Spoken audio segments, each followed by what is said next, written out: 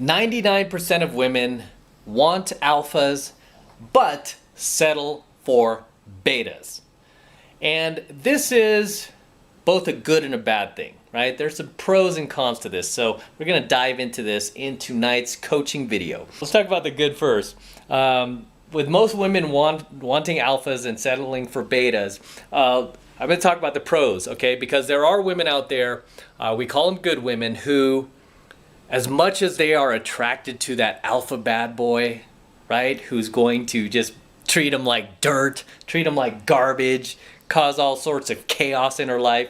As much as she's attracted to that just like raw masculinity, even toxic masculinity, dare I say, she knows almost instinctually, her instincts are communicating to her brain that basically this guy is not going to make a good long-term partner, right? He's not going to be a good long-term investment.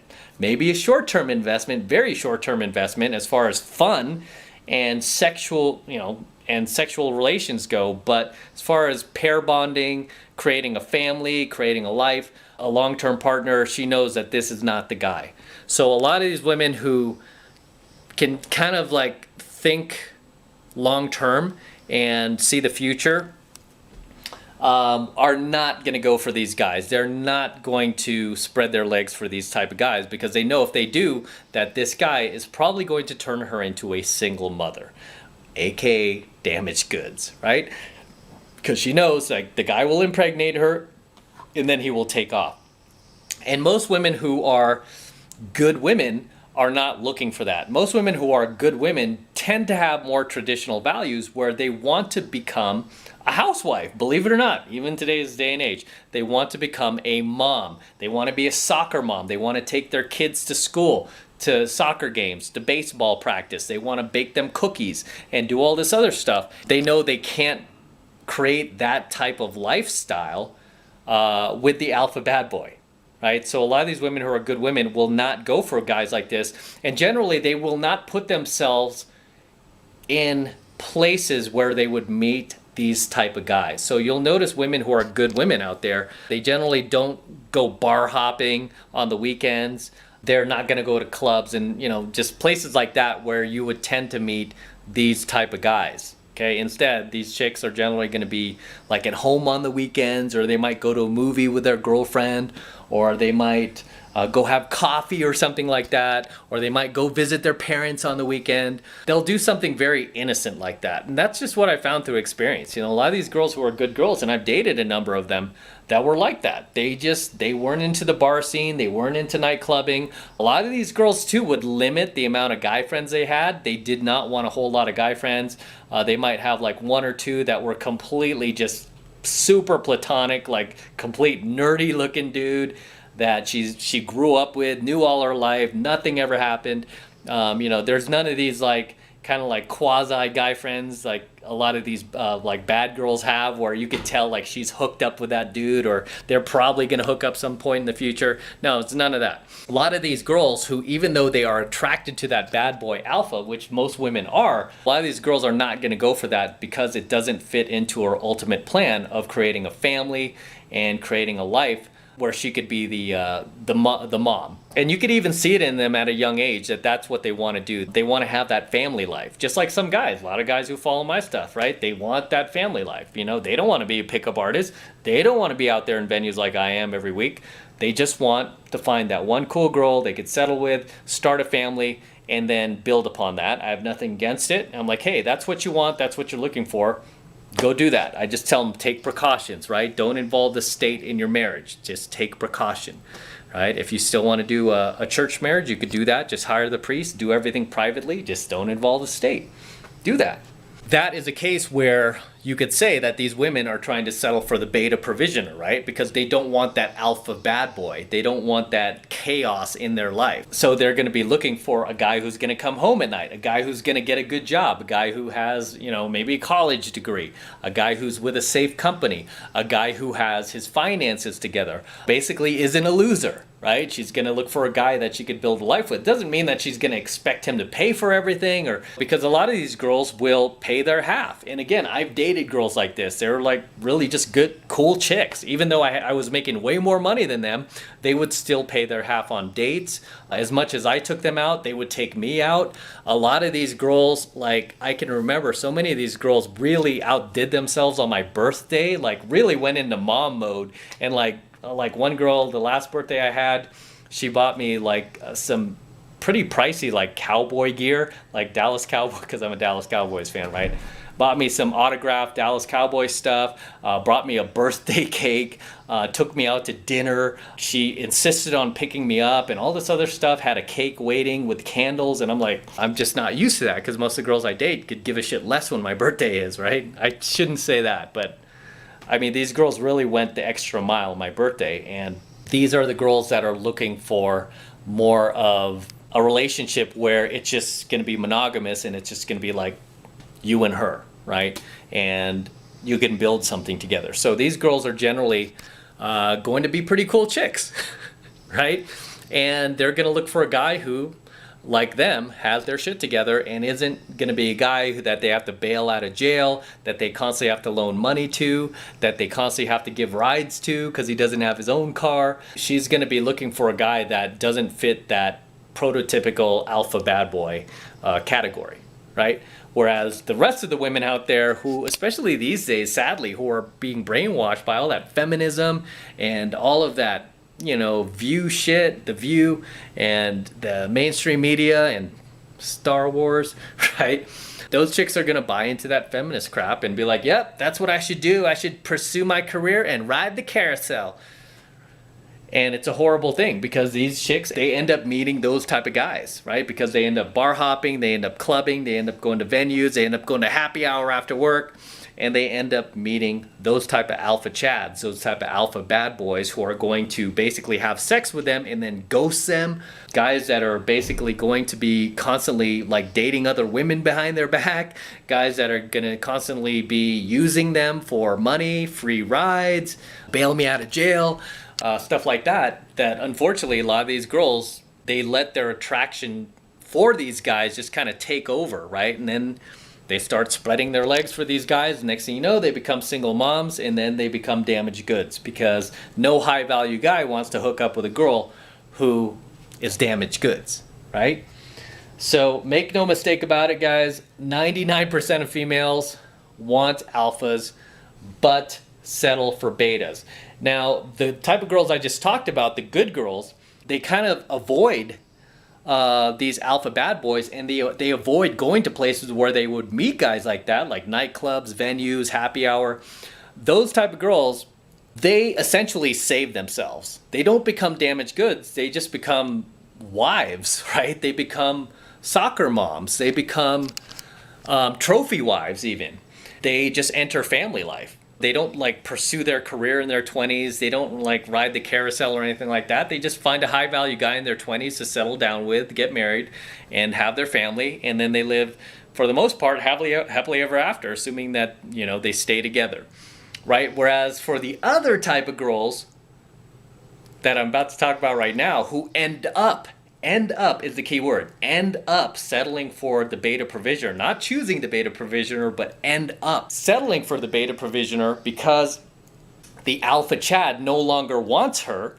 That's a completely different story. Those are essentially the girls that we call damaged goods on this channel, right? Those are the girls that decided, hey, you know what? In my 20s, I'm not going to get married to the good guy with a safe job who comes home at night. I want the alpha bad boy who ghosts me, who is abusive, who treats me like shit, treats me like garbage, ignores me, never calls, comes over after midnight, uses me for sex. I want that guy, right? And I want many more like him throughout my 20s. I am just going to burn through my sexual market value. I'm going to burn through my physical prime here and waste it on these jackasses instead of finding myself a good guy, and then cross my fingers someone comes along in my 30s after I'm post-wall to save me. Generally, these girls do find that like beta provisioner in their 30s, but generally that's a low value male.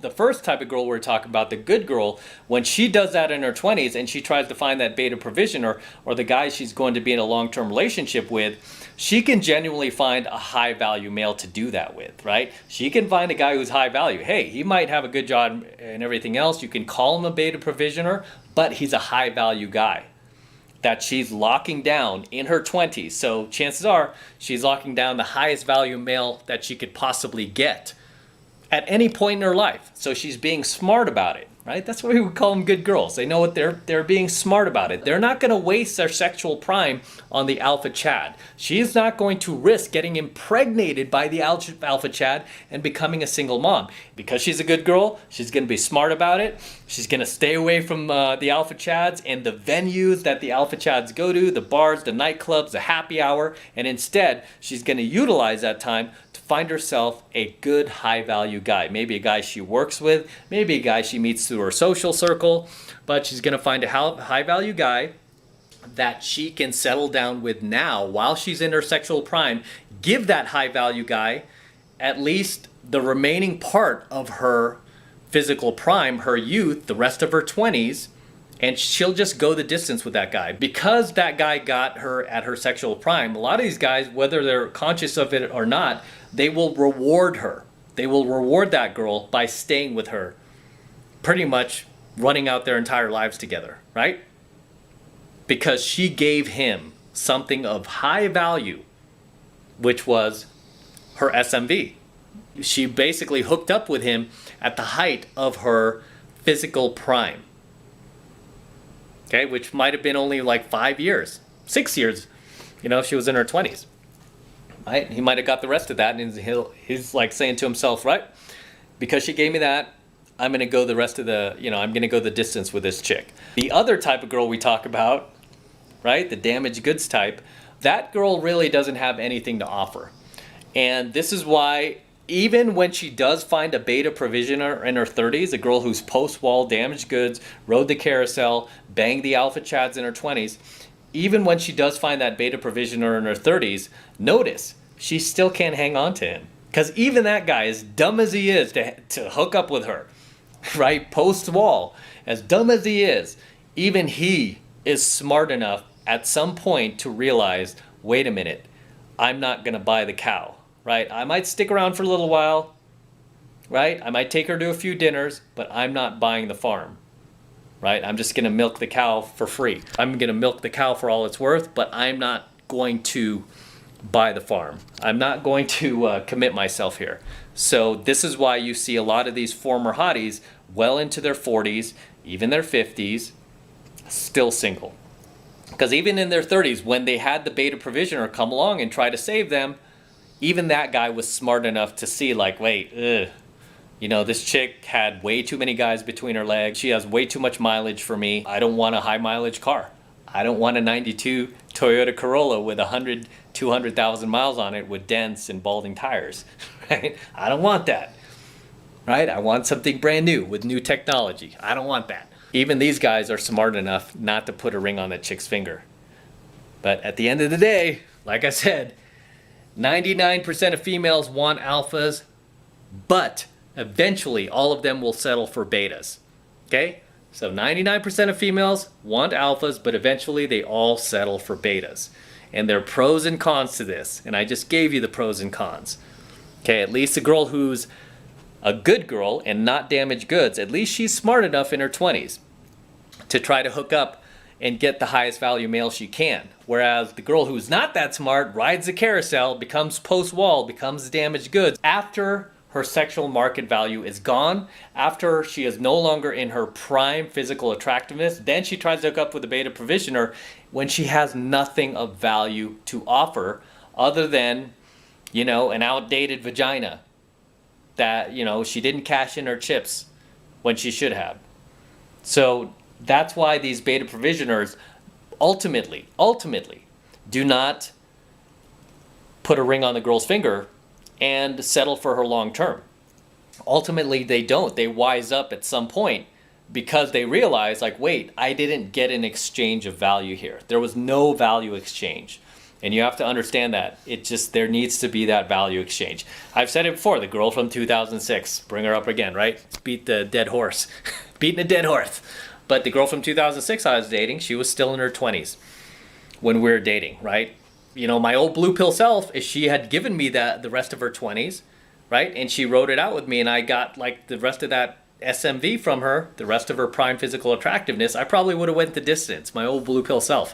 I probably wouldn't even be here right now.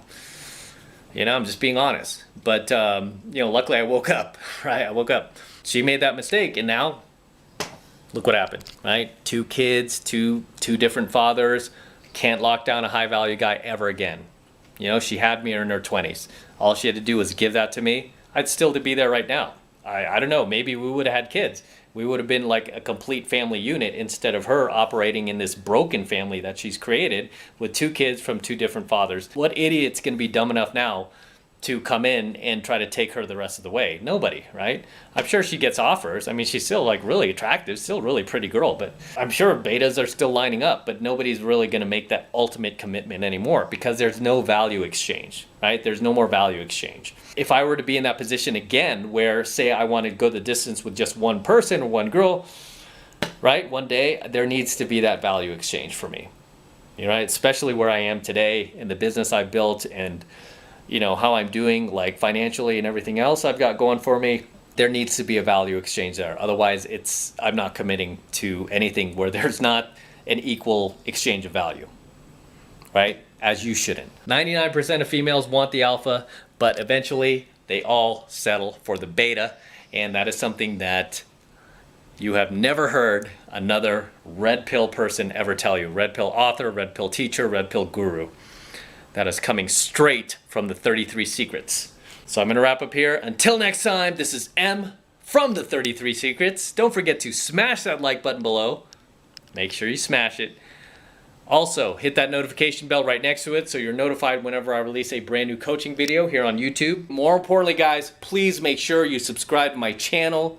Okay, it helps me out a ton, especially right now, guys. YouTube is on this just purge of you know, not promoting channels like ours that are trying to help men, okay? They don't like this type of content. So I need you guys to help me spread the word. So if you have other like-minded friends of yours who are also ready to be unplugged from the blue pill matrix and are ready to be red pilled, share my coaching videos with them so they could get a taste of what they're gonna learn, okay? Promote my work and get them to subscribe to my channel. Right? But it helps me out a ton when you guys are subscribed to my channel because then we could really help grow and really build this thing and really change the world, right? That's what we're here to do. We're here to change the world. So can't do it all by myself. Need you guys to help me out. So appreciate it if you subscribe and you get other like-minded red pill friends of yours to subscribe to my channel as well. And for you guys who want to support my work and all of this red pill, gold pill, and platinum pill content even further, the best way to do that is by jumping into my monthly online coaching program, 7 Months to Mastery, where I'm teaching guys just like you how to go out there and approach and close the youngest, hottest, and most beautiful looking women on the planet. I'm talking about 8s, 9s, and 10s, baby. The best looking and most high caliber women on the planet. The type of women that your friends can only dream about. The type of women that your friends will only see in magazines.